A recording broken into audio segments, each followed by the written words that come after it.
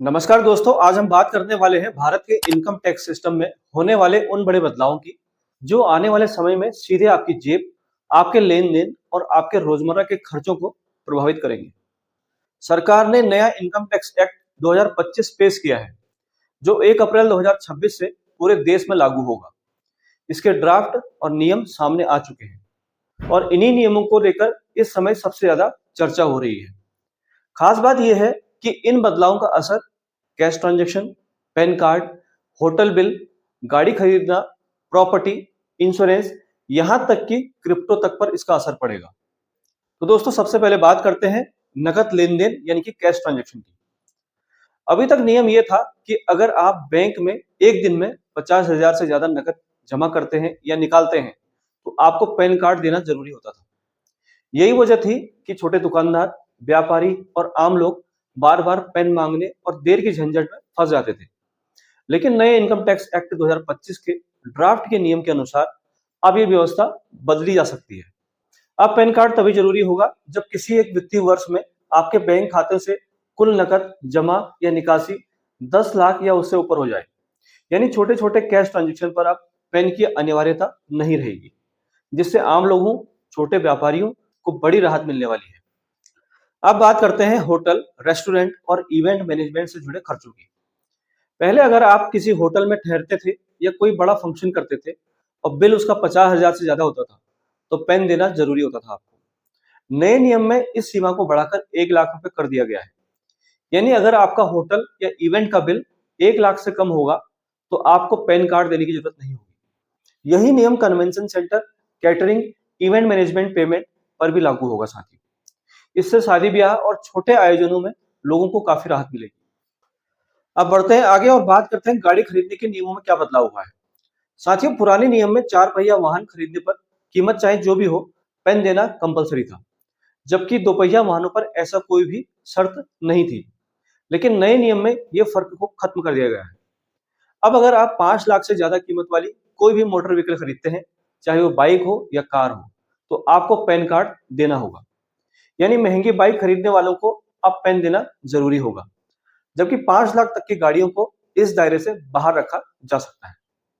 Property यानी कि जमीन या मकान खरीदने या बेचने से जुड़े नियमों में भी बदलाव प्रस्तावित है साथियों। अभी तक 10 लाख से ज्यादा कीमत की प्रॉपर्टी पर पैन देना जरूरी था, लेकिन नए नियम में इस सीमा को बढ़ाकर 20 लाख करने का प्रस्ताव है। इसका मकसद ये है कि छोटे शहरों और कस्बों में प्रॉपर्टी ट्रांजैक्शन को आसान बनाया जा सके और लोगों को अनावश्यक टैक्स प्रक्रिया से राहत मिले। अब बात करते हैं इंश्योरेंस से जुड़े बदलावों की। अभी तक नियम यह था कि अगर आप 50,000 से ज्यादा का लाइफ इंश्योरेंस प्रीमियम भरते हैं, तभी आपको पैन कार्ड देना होता था। लेकिन नए ड्राफ्ट नियमों में ये व्यवस्था बदली जा रही है साथियों। अब किसी भी इंश्योरेंस कंपनी के साथ अगर आप अकाउंट बेस्ड रिलेशन शुरू करते हैं, तो पैन देना अनिवार्य होगा। अकाउंट बेस्ड रिलेशन का मतलब है कि जिस तरह बैंक में आपका एक स्थायी खाता होता है, उसी तरह इंश्योरेंस कंपनी में भी आपका एक स्थायी प्रोफाइल या अकाउंट बनेगा। इससे सरकार को यह समझने में आसानी होगी कि किस व्यक्ति का कुल वित्तीय प्रोफाइल कैसा है। अब एक बहुत अहम और नया विषय साथियों, जो है क्रिप्टो करेंसी। सरकार अब क्रिप्टो को लेकर पूरी तरह से स्पष्ट हो चुकी है। नए नियम के तहत क्रिप्टो एक्सचेंज को इनकम टैक्स डिपार्टमेंट के साथ यूजर की जानकारी या डिटेल्स साझा करनी होंगी। डिजिटल करेंसी को अब इलेक्ट्रॉनिक पेमेंट के रूप में स्वीकार किया गया है साथियों, लेकिन इसका मतलब ये नहीं है कि यह टैक्स से बाहर होगी। यानी क्रिप्टो में निवेश करने वालों को अब यह मानकर चलना होगा कि उनकी जानकारी टैक्स सिस्टम में दर्ज होगी।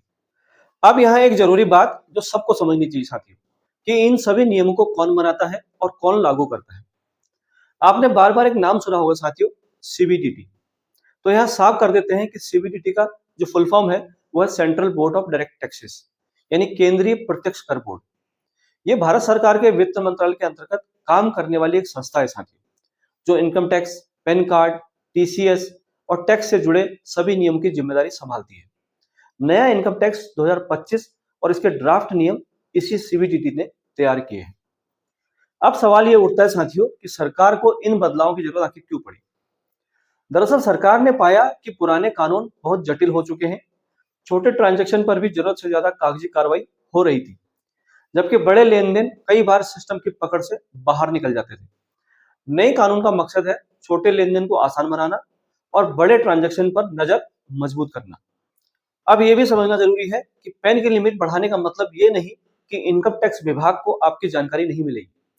आज के समय में साथियों, बैंक हो, डिजिटल पेमेंट हो, जीएसटी रजिस्ट्रेशन हो और अन्य जो डेटाबेस है आपस में जुड़े हुए हैं।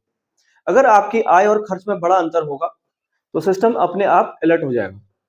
कुछ लोग सोच रहे होंगे कि इनकम टैक्स चोरी आसान हो जाएगी, लेकिन ऐसा नहीं है साथियों। न्याय सिस्टम भरोसे पर नहीं बल्कि डेटा पर आधारित है।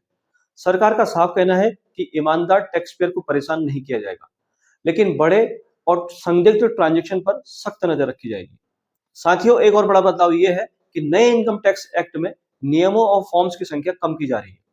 पुराने कानून में जहां 500 से ज्यादा नियम और सैकड़ों फॉर्म थे, जिन्हें समझाना या समझना आम आदमी के लिए मुश्किल था, अब इन्हें कम करके कानून को सरल और समझने लायक बनाने की कोशिश की जा रही है। अब सबसे अहम सवाल कि ये नियम आखिर कब से लागू होंगे। वित्त मंत्री निर्मला सीतारमण ने बजट 2026 के बाद इन नियमों का ऐलान किया है। सीबीडीटी ने इन ड्राफ्ट नियमों पर जनता और स्टेक होल्डर से सुझाव मांगे हैं। मार्च के पहले हफ्ते तक नियमों को फाइनल कर दिया जाएगा और इसके बाद 1 अप्रैल 2026 से नया इनकम टैक्स एक्ट पूरे देश में लागू हो जाएगा। कुल मिलाकर देखा जाए तो ये नया नियम कैश ट्रांजैक्शन में राहत, हाई वैल्यू खर्च पर निगरानी, डिजिटल और क्रिप्टो करेंसी की पारदर्शिता यानी कि ट्रांसपेरेंसी और टैक्स सिस्टम को आसान बनाने की दिशा में एक बड़ा कदम माना जा रहा है। अब आपके पास समय है कि आप इन नियमों को समझें, अपने फाइनेंशियल प्लान को बेहतर करें और आने वाले बदलावों के लिए खुद को तैयार रखें। अगर आपको जानकारी यूजफुल लगी हो तो वीडियो को लाइक करें, चैनल पर पहली बार है और अभी तक सब्सक्राइब नहीं किया तो सब्सक्राइब के बटन को जरूर दबाएं और शेयर करें अपने दोस्तों और परिवार के साथ। हम मिलते हैं एक नई जानकारी के साथ नई वीडियो में। तब तक अपना ख्याल रखें। नमस्कार, जय हिंद।